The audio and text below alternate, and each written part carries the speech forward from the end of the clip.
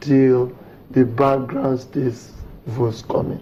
When they're coming and Trump wins them, then Trump would have won the election. Well, plus, if he wins even if he wins the battleground states, it will still not be enough. If he only carries the red states, he will have to flip a blue state to go beyond 270. And that's why he was targeting Michigan, either Michigan or Pennsylvania, for him to flip. So even if he won Florida, North Carolina, Nevada, which is going very blue, and Ohio, if he won all those, he will still need a Michigan, a Pennsylvania to actually win and that is why the narrow down there, that the possibility of that is kind of very narrow, and that's what the polls are based on. But there is nothing to show that the blue states must remain blue. Well, there is nothing, because but there's nothing my point exactly. But there's nothing that says all the red states must be. That would be very risky. No, you see, I'm not saying. Look, some people sat down and crunched these figures. We are some of those people that can sit down and they crunch the figures. They do polls. They talk to people. Many of them have endorsed Clinton even before the polls. Like CNN, New York. So are you saying the polls are doctored? No. I mean, what I'm saying is then we can go by as the polls.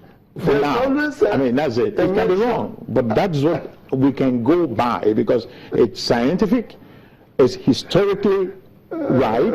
So if you look at the whole U.S. history of elections since they started polling, it's never way out before. So you have to base it on historical stuff. Now, this is not an ordinary election, I agree. And things can flip. Well, I'm saying if it's going to flip, it will be extraordinary. Okay? And extraordinary is a possibility. You have an interest. No, it's not that I have an interest. I voted, and I can tell you who I voted for. But the thing is, the interest that I have. Okay, gentlemen, before we continue, let me just drop this question quickly. Is Wisconsin red or blue? I can check that on that. Okay, that's where we're going right now, where our correspondent Joe Okimbale is standing by. Well, Joe, thanks for joining us on our coverage of the United States presidential election live over there in Wisconsin. Thank you so much, Charles. It's been a long day, especially for a whole lot of people here. Don't forget, Wisconsin has 10 electoral college votes, and just about a few minutes walk away from here, a few meters away actually, is the City Hall here, where the tabulation of some of the results are going on, and we've been monitoring to know what exactly is going to come out here. A lot of people just returned from work. People who voted at the workplace, some people who came early. At the rush hour, it was really a lot of traffic coming into Green Bay today in Wisconsin. So it was a whole lot of expectation and anticipation. A lot of people are glued to their television trying to know what exactly will be the outcome of this exercise. The results are coming in, and some of the tweets that I've seen coming in, for example, from Mr. Donald Trump, who is watching with some of his aides at the Trump Towers in New York. Some of the tweets that I saw was that he was saying that he sort of is happy with what he's leading with some of the results that is coming in now. And the tweet that I saw earlier before now from Hillary Clinton is he says whatever has happened today was thanking everybody who had come out to vote for her. But it's still early to call, if I may say, because all of the results are not in, but some of the results are being tabulated, and I guess it's just a few minutes after 9 p.m. here in Wisconsin. It's pretty chilly here, but a lot of people are waiting to find out what may come out of these breathtaking animated election 2016 in the United States. Charles. Well, traditionally and historically, which direction has Wisconsin been leaning? I beg your pardon? Traditionally or historically, which direction has Wisconsin, the state you're in, been leaning? Have they been voting Democratic? Have they been voting Republican, historically speaking? Yeah, it's sometimes, most times blue. It's most times blue state. Sometimes you see that some of the Republicans get some of the seat. That there is a sitting Republican senator here, and a lot of people. We've seen loads and loads of surrogates of Hillary Clinton come here. Chelsea Clinton had been here last week. Tim Kaine was here also. In the weekend, we saw Paul Ryan, the highest ranking Republican candidate, office holder. Also, it came here from Milwaukee, one of the biggest cities in Wisconsin, to Green Bay.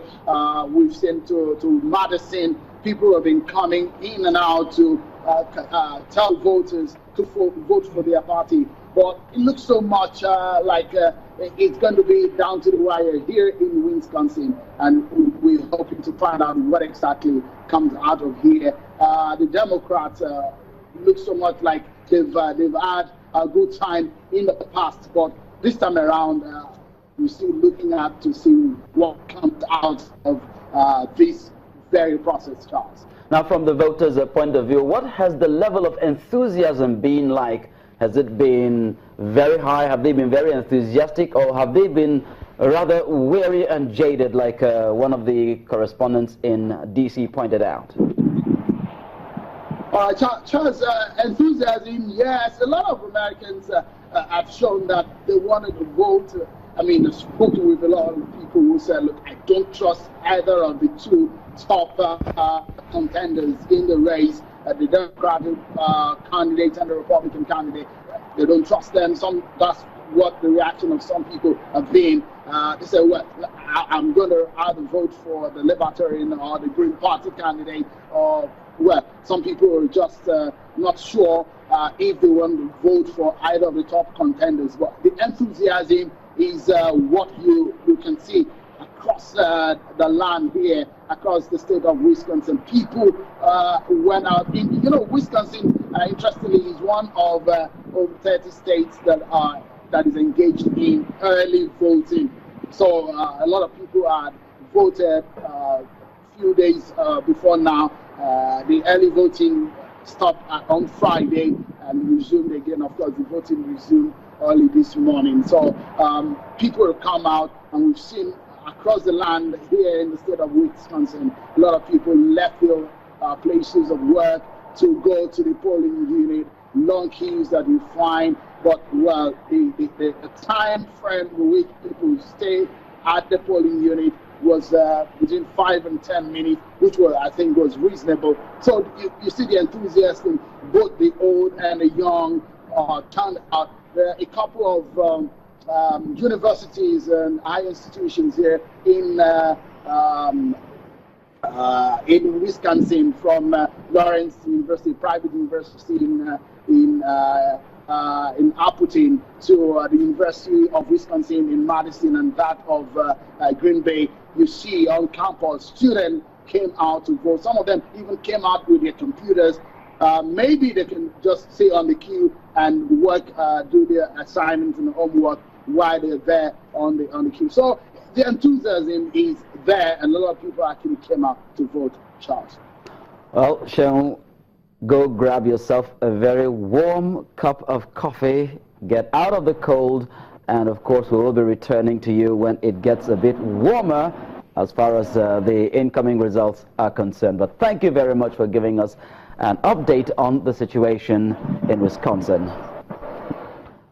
That's our correspondent, Seun Okimbaluya there. Well, I could just imagine him, moving this way and that way in order to keep himself warm. But of course, he said something about the level of enthusiasm, and, well, in a state that's traditionally leaning blue, it's even too difficult to call.